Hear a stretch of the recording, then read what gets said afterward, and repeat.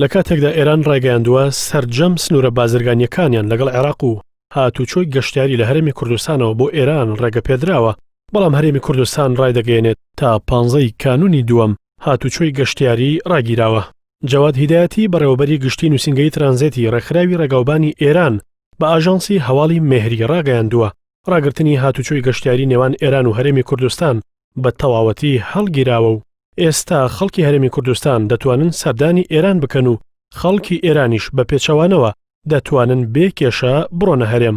بەڵام ئیسماعیل عەلی لێپرسراوی ڕاگەیاندن و پەیوەندەکانی باشماخ بە NRT ڕاگەیاند بەپێی بڕیاری ژمارە 57 وەزارەتی ناوخۆی هەرێم لە ئێستادا هاتوچۆی گەشتیاری لە نێوان ئێران و هەرێمی کوردستان ڕاگیراوە و تیشی تەنیا ڕێگە بە هاوڵاتیانی هەرێم دەدرێت لە ئێرانەوە بگەڕێنەوە هەرێم، یان ئەو هاوڵاتیانەی کە خەڵکی ئێران و هاتوونەتە هەرێم دەتوانن بگەڕێنەوە ئێران. ئیسماعیل عەلی ئاماژەی بەوەش کرد ئەو بڕیارە تا 15 مانگی یەکی ساڵی داهاتوو جێبەجێ دەکرێت و تیشی دیار نییە دوای ئەو ماوەیە هاتوچۆی گەشتیاری ئاسایی دەکرێتەوە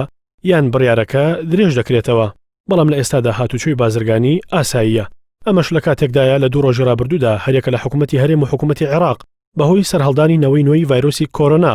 ڕێکارەکانی خۆپارێزیان تند کردەوە و بۆ ڕێگریکردن لە بڵاوبوونەوەی ڤایرۆسەکە گەشتکردنیان بۆ 8 وڵاتی جیهانی لە نێویشاندا بۆ وڵاتی ئێران قەدەغە کرد. هاوکات حکوومەتی هەرێم هاتوچۆی گەشتیاری لە هەر 3 دەروازەی حاجی ئۆمران و باشماخ و پەروێزخان قەدەغە کرد.